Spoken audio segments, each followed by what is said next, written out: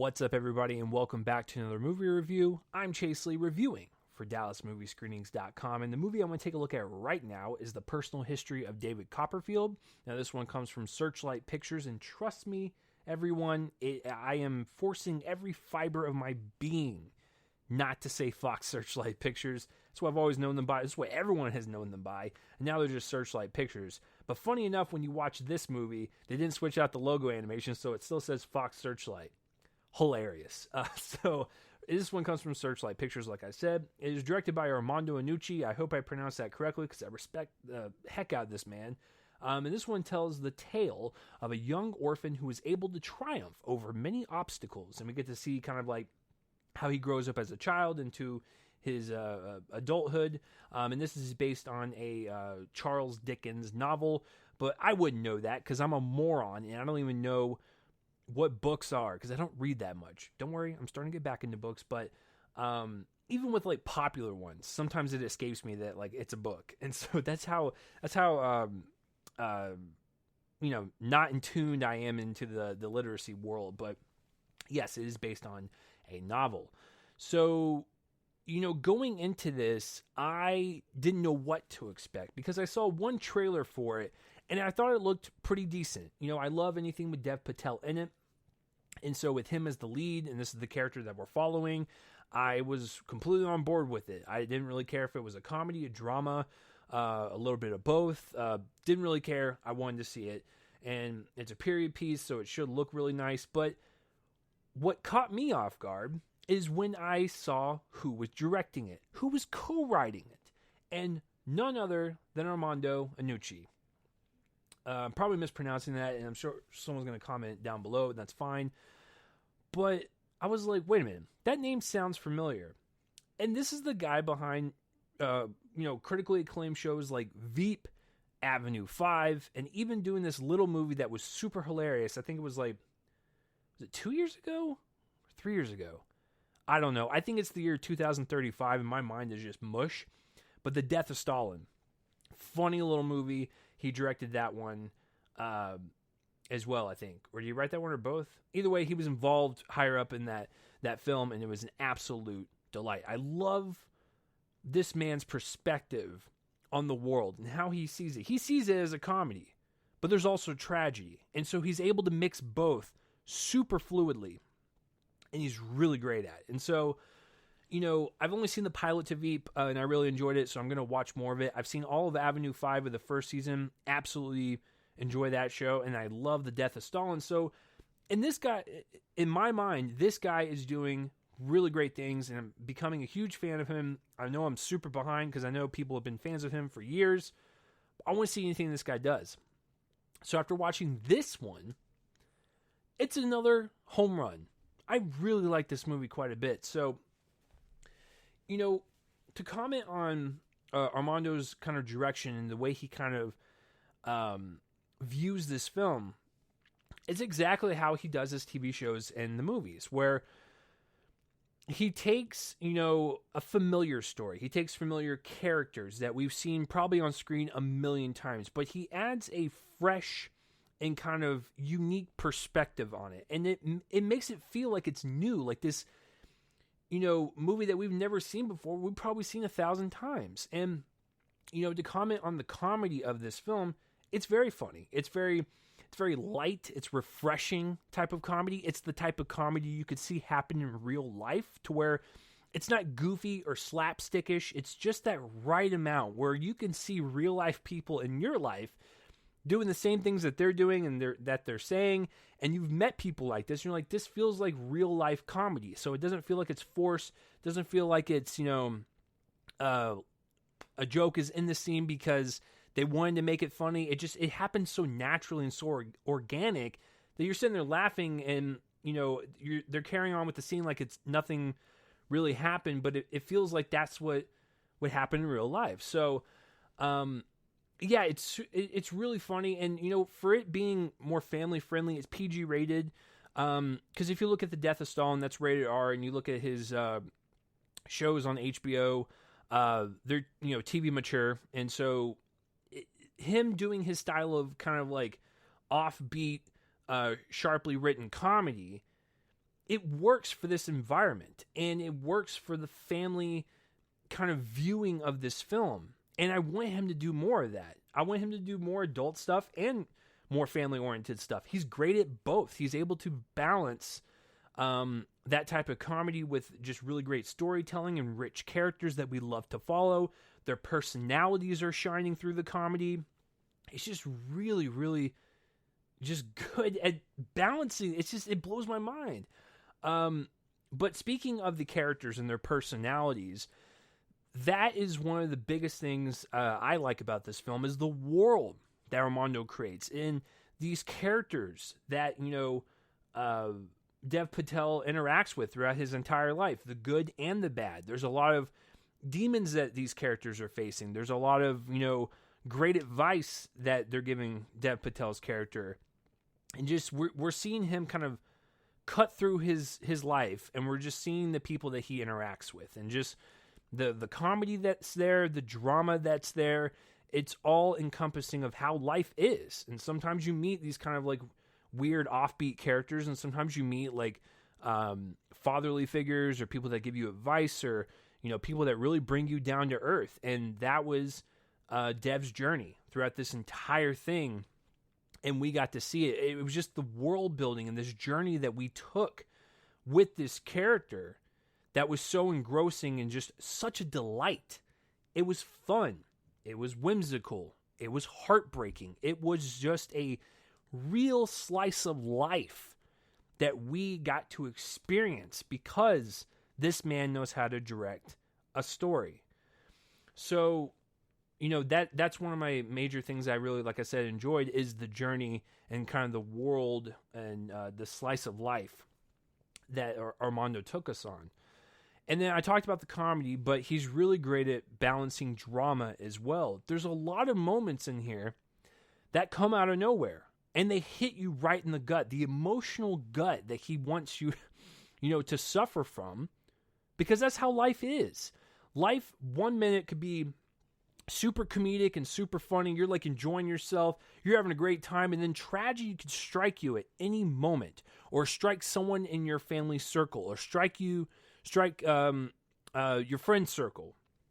Life comes at you fast, basically. And you sit there and you reflect on what you're watching, and it does hit you, because you're laughing in the previous scene, and then the next scene could be super serious, and it makes total sense tonally, because you're Armando's balancing life, and life sometimes happens like that. It comes at you 1,000 miles per hour. You could be laughing 1 minute, and you could be sad the next. And I think balancing both of those is just it's really effective, and it just makes for the journey to be worthwhile. And I just I just absolutely love the way this man creates stories. They're so fun to be a part of, and they're so engrossing, and they have serious moments, and they make sense. The comedy, the guy's a genius. So, moving on to off of Armando, because you guys are like, get on with it, get a room type of deal. The guy's good at what he does. So the performances are really, really fun. Dev Patel is a great lead. The reason why I like him is that he's so charismatic and he's so warm and inviting on screen that I could watch him in anything. A comedy, a horror film, a science fiction film. It doesn't matter which genre. He is always committed to what he's doing because he's confident. He's confident on screen, and you love to watch him. That's why I love to watch him. But Dev also has range, and he also has this ability to switch it in a scene, and you can become super, fearful of him, super sad for him at any moment. He is able to kind of flip the switch super rapidly in a scene, but he's so confident in the way he performs his characters that you believe it. And he absolutely nails this performance. It's fun. It's light. He's really great at the comedy. He always has been. But he's even better when it gets down to the serious stuff. And the emotional weight comes from that character. And how Armando kind of draws out the scene a little bit to let us kind of soak it all in. It's good stuff. Like he's really great at what he does in general, and he's really great in this movie. Hugh Laurie, also a fun one to watch. He's, worked with Armando before with Avenue 5, and he's an absolute delight. He's just one of those kooky characters that, Dev comes across, and he has fun interactions with. He learns a little bit about life from him, but he's just an overall kind of good energy type of person to be around. Tilda Swinton's also great, really great with her comedic timing as well. Benedict Wong is in it. He comes out of nowhere, and then just his running joke of basically wanting a drink all the time. You figure it would get old and stale, but it does not. He keeps it lively. He keeps it entertaining. Gwendolyn Christie pops up. Those are definitely the bigger names. I wanted to point out Nikki Amuka Bird. Once again, she just kind of pops up in anything that she does, and she makes an impact, but she's really great at being kind of the serious counterbalance to everything kind of going on. She's also in Avenue 5. That's why when I looked her up, I was like, oh, Avenue 5, that makes sense.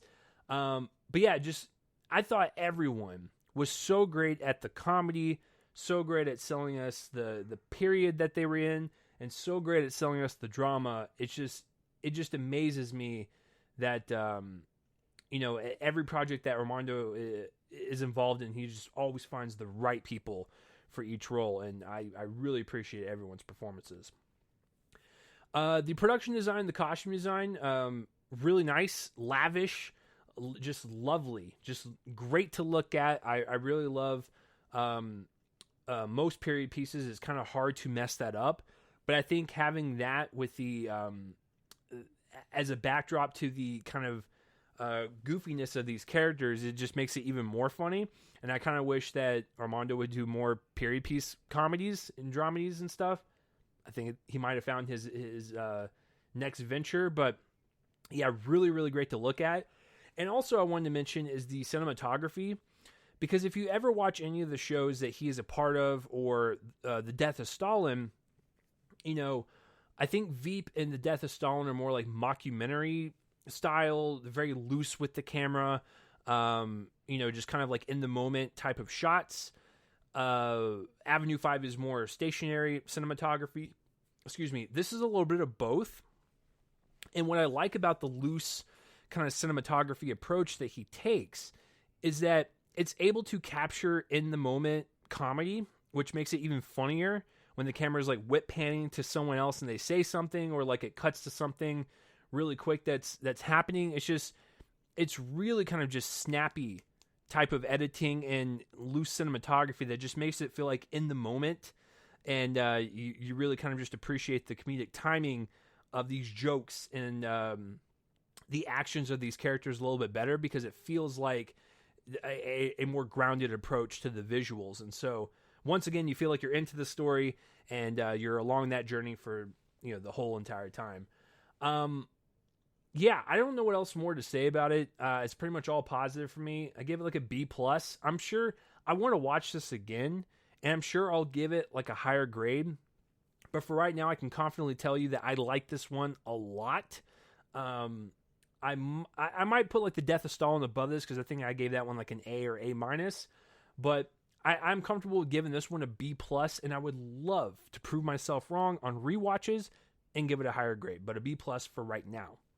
One of the questions you might ask, sorry, this review is going on a little longer than usual, is it worth it to see in a theater? Because it is coming out in theaters. I don't think there's any VOD option on the day it comes out in theaters on August 28th. Is it worth it? I'm going to tell you my stance right now on this whole thing. I don't think it's worth it to see any movie in the theater right now. I honestly don't. I had the privilege of seeing this. I'm telling you my review of this film. I like it a lot. You decide on yourself whether you want to go and venture out to a theater or not. That's totally up to you. I won't judge you either way. I just want to let you know from my standpoint, is this worth seeing in a theater? Even though I like it a lot, I personally would not. I'm not going to even see the bigger movies. I'm just not. So take that information for what you will. And, I just want you guys to be safe as possible if you do want to venture out to see this. yeah, that's all. Well wishes, basically. So, but that will do it for this review, guys. Let me know down below if you've seen The Personal History of David Copperfield, and let me know whether you loved it, whether you hate it, whether you like other works from Armando, and how this compares. All that stuff, if you read the book, please let me know down below. If you're watching this on YouTube and you want to subscribe to my YouTube channel, please do that so you can get up to dates on whenever I do anything movie review related. If you're more of a podcast person, you want these reviews in audio form, I do record these both at the same time, so go to the Real Me and Cole in the Movie podcast feed on Anchor, Spotify, Castbox. I'm all over the place. You can give me a listen if you're more into the audio form. I totally understand that, because who wants to look at this face? I don't know. You guys are amazing. You want to look at the face, but I don't know other people that want to. So, but no, you have that option if you want it. So that will do it for this review, guys. Sorry I went on a little longer than usual.